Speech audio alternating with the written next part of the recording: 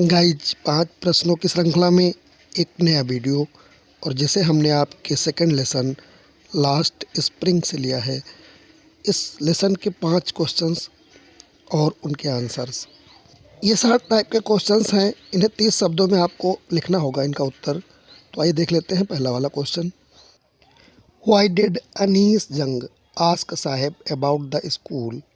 What was it impact on Saheb? Why did Anees Jung ask साहेब? जो लेखिका हैं अनीस जंग, वो साहब से क्यों पूछती हैं अबाउट द स्कूल, विद्यालय के बारे में, और what was it impact on Saheb, और इसका साहेब पर क्या प्रभाव पड़ा। आंसर आपको लिखना है Anees Jung asked Saheb about the school because. Jung जो लेखिका हैं वो साहब से स्कूल के बारे में पूछती हैं क्योंकि she wanted to know about the intention of a survey regarding studies.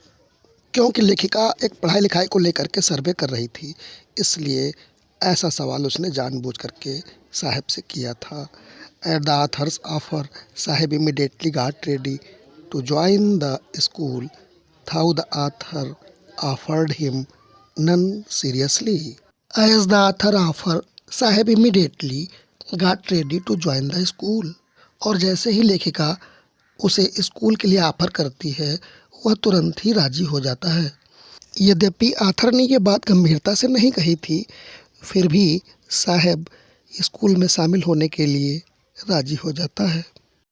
Question number 2। Why did Saheb and other rag pickers not to wear chappals? Saheb और दूसरे कूड़ा बीनने वाले बच्चे चप्पल क्यों नहीं पहने हुए थे? What excuse did they give for it, और इसके लिए उन्होंने क्या बहाना बनाया? उत्तर आपको लिखना है साहब and other rag pickers did not wear chappals because. साहब और दूसरे कूड़ा बीनने वाले चप्पल इसलिए नहीं पहने थे क्योंकि their tradition to wander barefoot, उनकी ये परंपरा थी कि नंगे पैरों घूमना। And they did not like to wear also, और वे चप्पल पहनना पसंद भी नहीं करते थे। They excuse that their mother did not give them, और वे ये बहाना बनाते हैं कि उनकी माँ उन्हें चप्पल पहनने के लिए देती ही नहीं है। Question number 3। How many rag pickers used to live in Seemapuri Delhi? How did they settled there? Seemapuri Delhi में कितने रैग पिकर्स रहते थे, और how did they settled there, वो वहाँ पे कैसे आकर बस गए?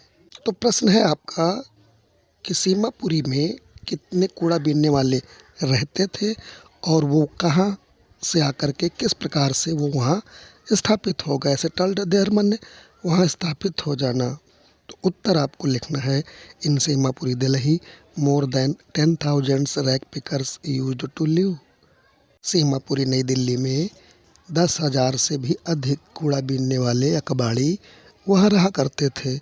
दे have lived there for more than 30 years, वो वहाँ लगभग 30 वर्षों से भी अधिक समय से रह रहे थे।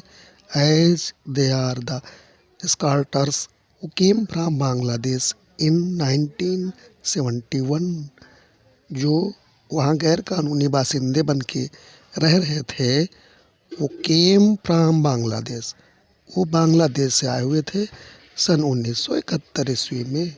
स्कार्टर्स माने होता है जो बिना अनुमति के या बिना सरकार की परमिशन के विदेशी आके बस जाते हैं, उनके पास नागरिकता नहीं होती है, उन्हें हम स्कार्टर्स कहते हैं। क्वेश्चन नंबर 4 देख लेते हैं। What was the meaning of garbage for children? बच्चों के लिए कूड़े का क्या मतलब था, कूड़े से उनका क्या तात्पर्य था? What did they find in it, और वो उसमें क्या ढूंढा करते थे? आंसर आपको लिखना है फॉर चिल्ड्रन, बच्चों के लिए, garbage was wrapped in wonder, उन बच्चों के लिए वो जो कूड़े का ढका हुआ ढेर होता था तो वो एक आश्चर्य होता था। Because in it they some time found rupee even or 10 rupee note, and therefore they did not stop scrambling in hope of finding more, क्योंकि उसमें वो कभी कभी 1 रुपया पा जाते थे, कभी कभी 10 रुपये का नोट भी पा जाते थे। तो उनके लिए did not stop storming in hope of finding more, फिर वो रुकते ही नहीं थे, उसको खबड़ाते ही रहते थे, क्योंकि उन्हें और अधिक कुछ खोजना था। फाइंडिंग मोर, अधिक से अधिक खोज किया करते थे, तो उसे देर तक बिल्कुल खबड़ाते रहते थे आश्चर्य सी भरी नज़रों के साथ में। क्वेश्चन नंबर 5, जो इस वीडियो का अंतिम प्रश्न है, why did Saheb join the job at milk booth? Saheb ने मिल्क बूथ पे नौकरी क्यों की? What was he paid for his service, और उसे अपनी इस सेवा के लिए कितना धन मिलता था? आंसर आप लिखोगे, Saheb joined the milk booth because of poverty. Saheb ने दूध के बूथ पर नौकरी की क्योंकि वो गरीब था। There he was paid 800 rupees and all his meals but he had to work harder. वहाँ उसे 800 रुपये मिलता था और खाने की पूरी व्यवस्था थी उसकी। ऑल हिज मील्स का मतलब है कि उसे खाने के लिए घर पे निर्भर नहीं रहना पड़ता था, वहीं पे वो खा लेता था, सुबह का भी शाम का भी। And he was no longer his own master, और वो अब अपना मालिक भी नहीं रहा था, अर्थात वो किसी की नौकरी करने लगा था, अब वो अपनी मर्जी का मालिक नहीं रह गया था। वीडियो अगर अच्छा लगा हो तो अपने मित्रों में ज़रूर शेयर करें। चैनल पर पहली बार हो तो सब्सक्राइब कर लीजिए, क्योंकि मैं ऐसे ही वीडियो बनाता रहता हूँ।